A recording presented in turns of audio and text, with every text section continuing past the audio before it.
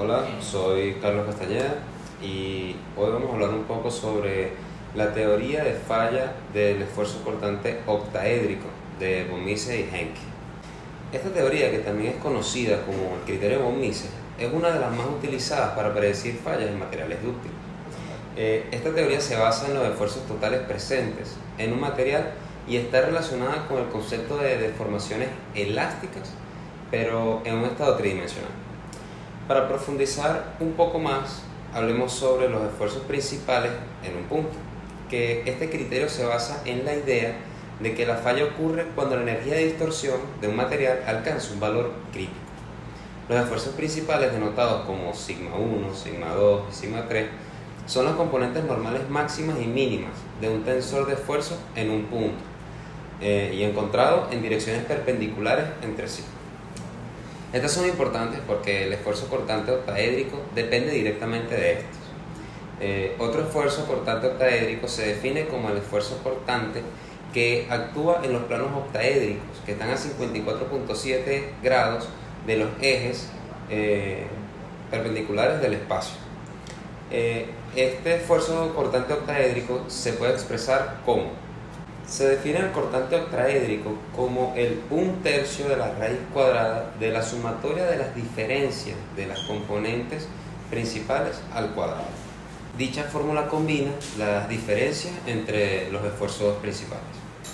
Ahora, a continuación, hablaremos de cómo funciona esta teoría y su relación con los esfuerzos totales en un plano.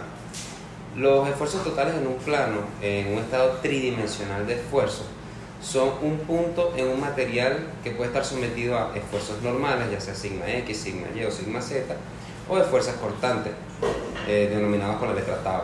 En el caso de los esfuerzos totales en un plano, se consideran las componentes de esfuerzos normales y cortantes que actúan en dicho plano.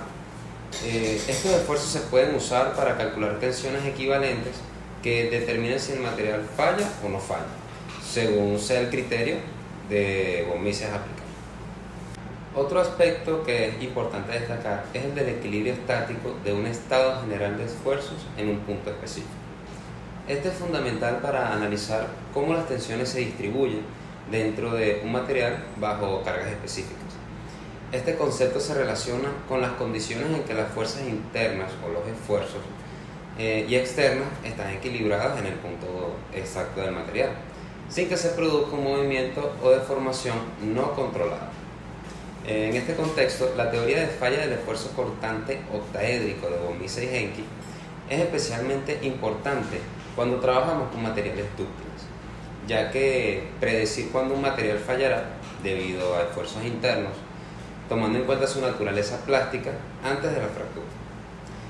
El equilibrio estático y esfuerzo en un punto es el estado general de esfuerzo de un punto que se describe mediante un tensor de tensiones en las tres dimensiones, que incluye los componentes normales sigma y los esfuerzos cortantes tau. Este equilibrio estático requiere que las fuerzas y los momentos sean nulos en cualquier punto del material, lo que se expresa matemáticamente mediante las ecuaciones de equilibrio. Ahora bien, entrando en el contexto de las invariantes del tensor de esfuerzo, estos son valores que permanecen constantes bajo cualquier cambio en el sistema de coordenadas. En el contexto de la teoría de falla del esfuerzo cortante octaédrico de von Mises y Henke, los invariantes juegan un papel fundamental, ya que estos permiten describir el estado de esfuerzos en un material sin depender de la orientación del sistema de coordenadas. El tensor de esfuerzo, sigma, tiene tres invariantes principales que se calculan a través de las siguientes componentes. El cálculo de la primera invariante se da con la suma de los esfuerzos normales principales.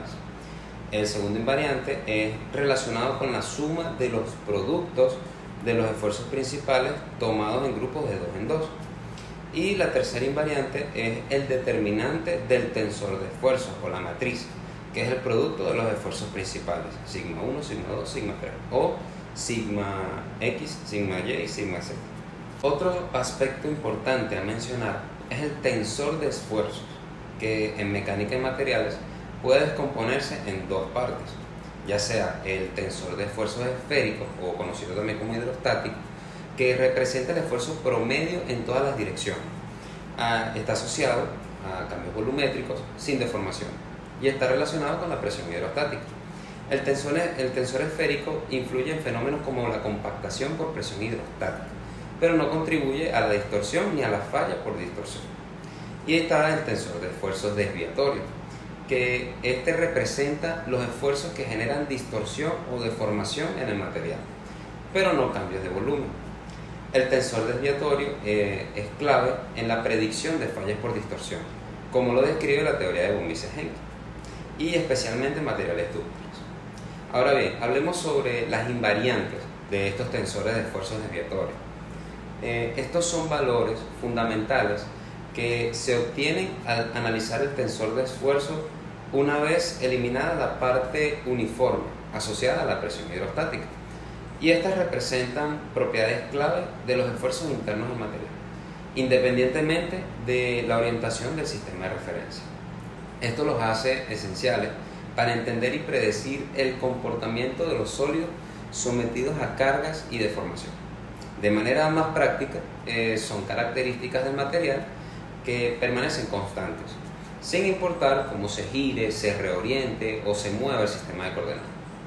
Estos proveen una visión más objetiva del estado de esfuerzos internos. ¿Pero para qué sirven? Bueno, ya ayudan a describir cómo va a responder el material bajo diferentes condiciones de carga.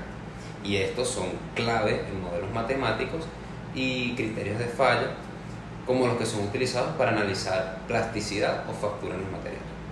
Estos en conjunto generan una intensidad global de los esfuerzos diferenciales y cómo se distribuyen estos mismos dentro del material, y toda aquella energía relacionada a la energía de deformación que podía generar fracturas o fallas en un punto importante del material. Ok, ahora hablemos un poco sobre lo que es el esfuerzo efectivo. Esta es la porción del esfuerzo total que realmente actúa sobre las partículas sólidas del material específico, excluyendo la presión ejercida por fluidos presentes como agua o aire. Este mismo es la clave porque determina propiedades mecánicas esenciales de un material en cuestión, como su resistencia al corte, capacidad para soportar carga y su estabilidad. Por ejemplo, en el caso del suelo, si una parte de la carga es absorbida por agua, el esfuerzo efectivo sobre las partículas sólidas será menor. Y en el caso de los materiales saturados, como suelos bajo el nivel freático, el esfuerzo efectivo ayuda a entender por qué el comportamiento del terreno cambia entre condiciones secas y húmedas. ¿Cómo funciona? Bueno, pensemos en un puente apoyado sobre pilares que están enterrados en un terreno arenoso. Cuando no hay agua en el suelo, todo el peso del puente se transfiere directamente a las partículas de arena, lo que genera un alto esfuerzo efectivo entre las mismas, dándole al terreno una mayor capacidad de soporte. Ahora bien, si ese mismo terreno se satura con agua, por ejemplo, debido a lluvia, parte del peso del puente será soportado por la presión del agua en los poros del suelo, y esto reduce el esfuerzo efectivo entre las partículas de arena, debilitando la capacidad del terreno para sostener la carga del puente y aumentando el riesgo de hundimiento o falla del mismo. Es por eso que el esfuerzo efectivo es crucial para evaluar la estabilidad de estructuras en terreno con o sin presencia de agua. Ok, y ahora por último, pero no menos importante, tenemos lo que se habla del desplazamiento de un punto en un medio continuo. Pero, ¿qué es esto? Bueno, un medio continuo es una representación idealizada de un material, donde se considera como una estructura formada por puntos infinitamente pequeños, unidos sin interrupciones, sin importar que esté compuesto realmente por partículas como moléculas o granos.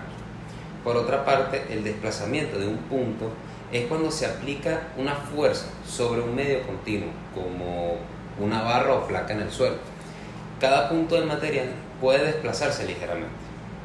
Este desplazamiento ocurre como si se trazara una cuadrícula sobre el material sólido, que se mueve y deforma en función a la fuerza que se le aplique. También es ideal conocer qué son deformación infinitesimal y el tensor de deformación En el caso de la deformación infinitesimal, es cuando los cambios en la forma del material son extremadamente pequeños. Se habla de deformación infinitesimal. Este enfoque es útil para estudiar casos donde las modificaciones en la geometría son muy pequeñas, como estructuras que operan bajo condiciones normales. En estas situaciones, los cálculos son más simples y las relaciones entre esfuerzo y deformación tienden a ser lineales. Y el tensor de deformación es una herramienta matemática que describe cómo los puntos del material cambian de tamaño y se forman en diferentes direcciones. Este se puede imaginar como una red tridimensional dentro del material, donde el tensor indica cómo se estira, comprime, se deforma dicha red. Y el mismo incluye la información sobre los cambios de tamaño, de dilatación o compresión, y las modificaciones en la forma, como serían sus cortes o distorsiones o incluso deformaciones del mismo. Bueno, esto ha sido todo. Espero sea de mucho provecho para ustedes. Muchas gracias por su atención.